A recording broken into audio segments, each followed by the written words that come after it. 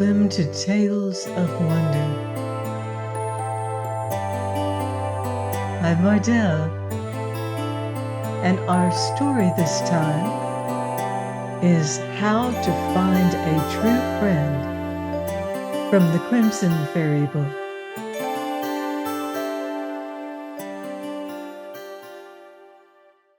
Once upon a time, there lived a king and queen who longed to have a son. As none came, one day they made a vow at the shrine of St. James that if their prayers were granted, the boy should set out on a pilgrimage as soon as he had passed his 18th birthday.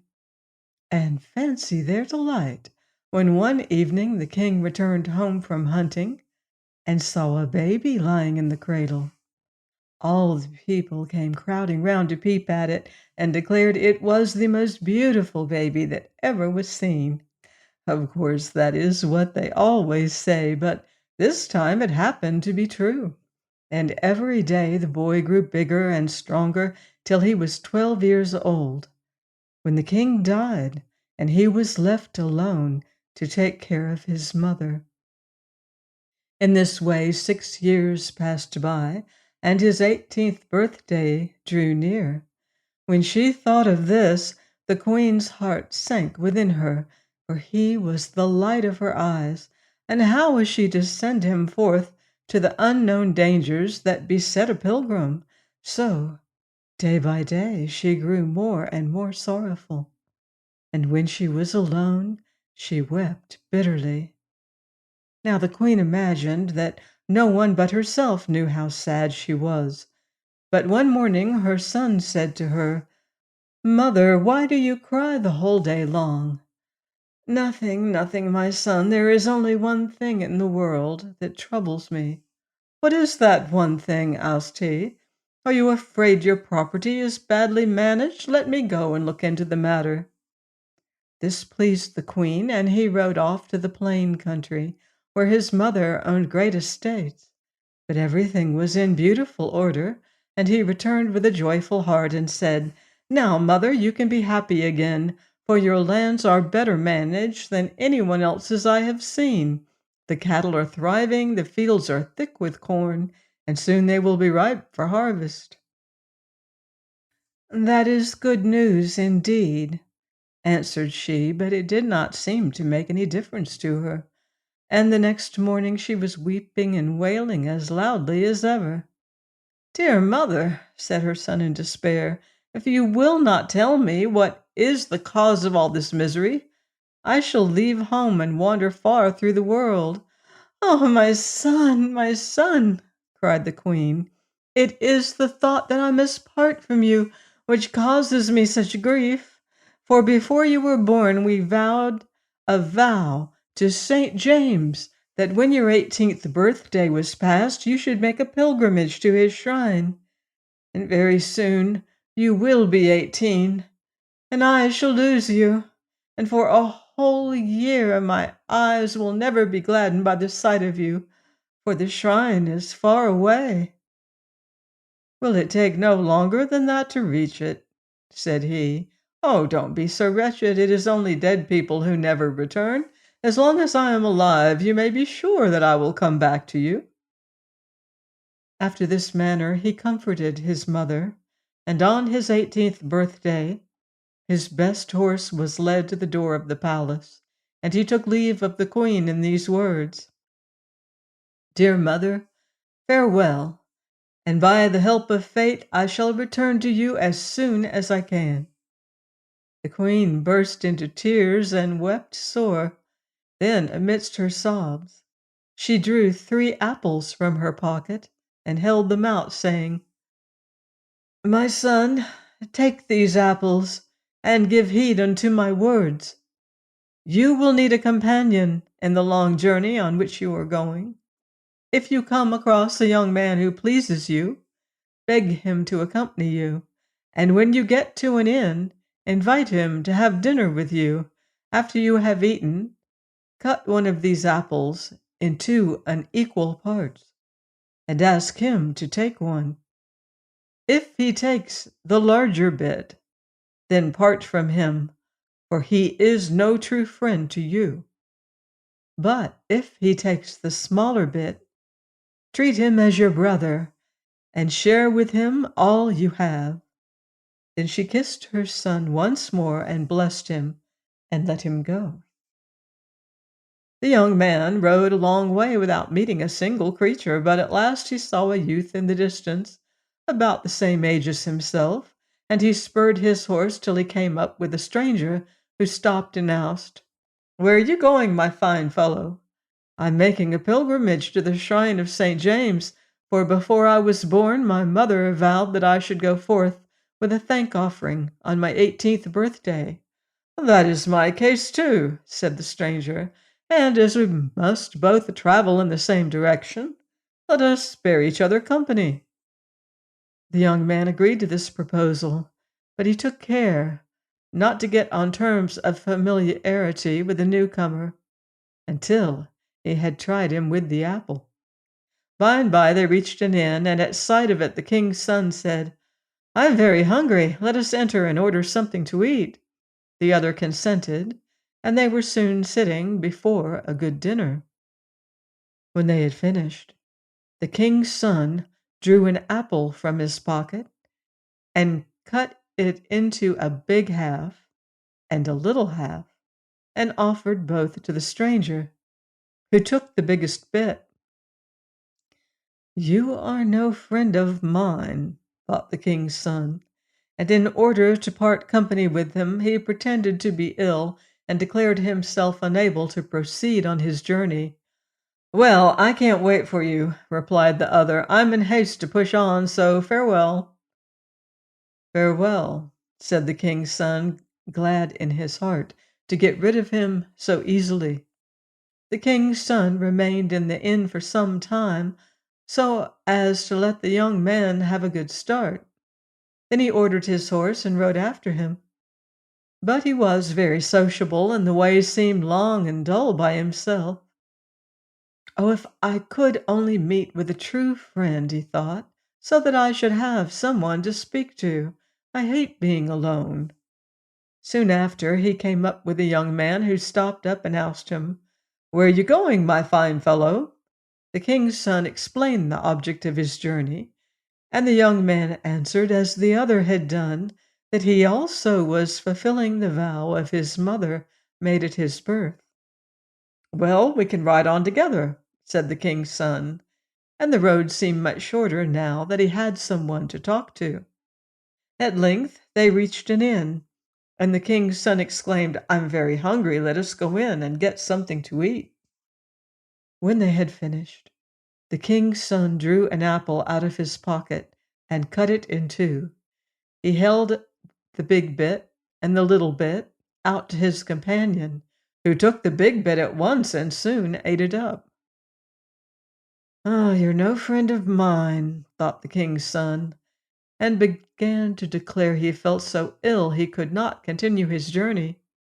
When he had given the young man a good start, he set off himself, but the way seemed even longer and duller than before.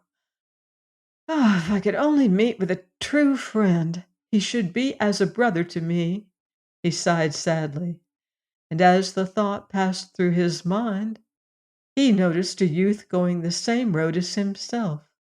The youth came up to him and said, "Which way are you going, my fine fellow?" And for the third time the king's son explained all about his mother's vow. "Why, that is just like me!" cried the youth. "Then let us ride on together," answered the king's son. Now the miles seemed to slip by, for the newcomer was so lively and entertaining that the king's son could not help hoping that he indeed might prove to be the true friend. More quickly than he could have thought possible, they reached an inn by the roadside, and turning to his companion, the king's son said, "I am hungry. Let us go in and have something to eat." So they went in and ordered dinner, and when they had finished, the king's son drew out of his pocket the last apple and cut it into two unequal parts and held both out to the stranger. and the stranger took the little piece. And the heart of the king's son was glad within him, for at last he had found the friend he had been looking for. "Good youth," he cried, "we will be brothers, and what is mine shall be thine, and what is thine shall be mine, and together we will push on to the shrine, and if one of us dies on the road, the other shall carry his body there." And the stranger agreed to all he said, and they rode forward together. It took them a whole year to reach the shrine, and they passed through many different lands on their way. One day they arrived tired and half starved in a big city, and said to one another, "Well, let us stay here for a little and rest before we set forth again." So they hired a small house close to the royal castle and took up their abode there. The following morning the king of the country happened to step onto his balcony and saw the young men in the garden, and said to himself, "Dear me, those are wonderfully handsome youths, but one is handsomer than the other. To him will I give my daughter to wife." And indeed the king's son excelled his friend in beauty. In order to set about his plan, the king asked both the young men to dinner, and when they arrived at the castle he received them with the utmost kindness, and sent for his daughter, who was more lovely than both the sun and moon put together. But at bedtime the king caused the other young man to be given a poisoned drink, which killed him in a few minutes, for he thought to himself, "If his friend dies, the other will forget his pilgrimage, and will stay here and marry my daughter." When the king's son awoke the next morning, he inquired of the servants where his friend had gone, as he did not see him. "He died suddenly last night," said they, "and is to be buried immediately." But the king's son sprang up and cried, "If my friend is dead, I can stay here no longer, and cannot linger an hour in this house." "Oh, give up your journey and remain here," exclaimed the king, "and you shall have my daughter for your wife." "No," answered the king's son, "I cannot stay, but I pray you grant my request, and give me a good horse, and let me go in peace. And when I have fulfilled my vow, then I will return and marry your daughter." So the king, seeing no words would move him, ordered a horse to be brought round, and the king's son mounted it, and took his dead friend before him on the saddle, and rode away. Now the young man was not really dead, but only in a deep sleep. When the king's son reached the shrine of St. James, he got down from his horse, took his friend in his arms as if he had been a child, and laid him before the altar. "St. James," he said, "I have fulfilled the vow my parents made for me. I have come myself to your shrine and have brought my friend. I place him in your hands. Restore him to life, I pray, for though he be dead, yet has he fulfilled his vow also." And behold, while he yet prayed, his friend got up and stood before him as well as ever, and both the young men gave thanks and set their faces towards home. When they arrived at the town where the king dwelt, they entered the small house over against the castle. The news of their coming spread very soon, and the king rejoiced greatly that the handsome young prince had come back again, and commanded great feast to be prepared, for in a few days his daughter should marry the king's son. The young man himself could imagine no greater happiness, and when the marriage was over, they spent some months at the court making merry. At length the king's son said, "My mother awaits me at home, full of care and anxiety. Here I must remain no longer, and tomorrow I will take my wife and my friend and start for home."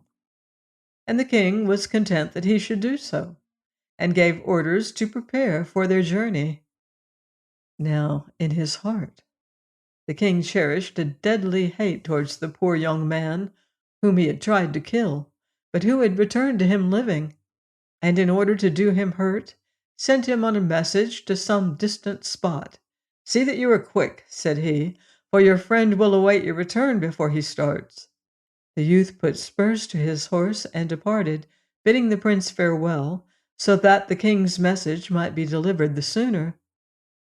As soon as he had started, the king went to the chamber of the prince and said to him, "If you do not start immediately, you will never reach the place where you must camp for the night." "I cannot start without my friend," replied the king's son.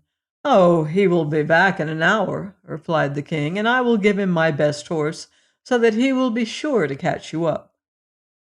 The king's son allowed himself to be persuaded, and took leave of his father-in-law, and set out with his wife on his journey home.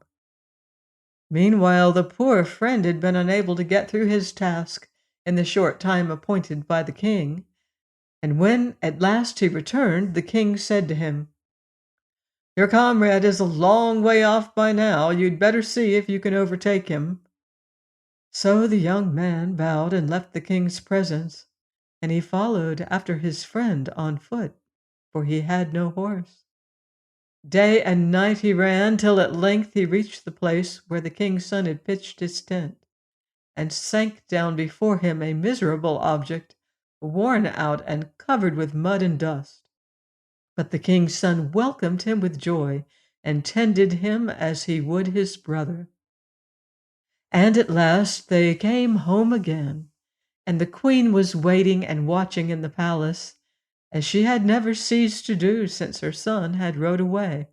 She almost died of joy at seeing him again, but after a little she remembered his sick friend, and ordered a bed to be made ready, and the best doctors in all the country to be sent for. When they heard of the queen's summons, they flocked from all parts, but none could cure him.